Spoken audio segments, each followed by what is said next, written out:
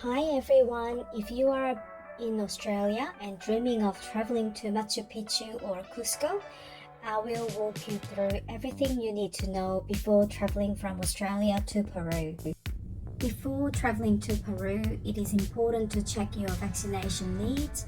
I listed what we had on the screen, and in addition to staying up to date with the recommended routine immunization schedule in Australia.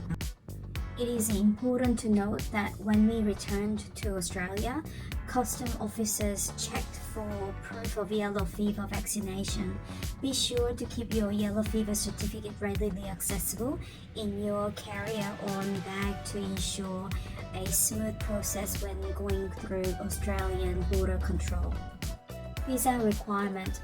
Upon entry, Peruvian immigration typically grants you a stay of up to 90 days. The best time to visit Peru depends on where you are going and what you want to do. The dry season is from May to September, which is great for outdoor activities like hiking and sightseeing. The rainy season lasts from November to March. We chose June for our visit to Machu Picchu as the weather is pleasant and ideal for hiking. When you travel in Peru, it gets pretty cold in mornings or once the sun goes down.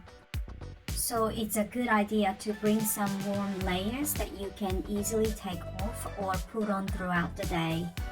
But during the day, especially when the sun is out, it can get really sunny, so I found it super helpful to wear a hat and always apply sunscreen to protect your skin.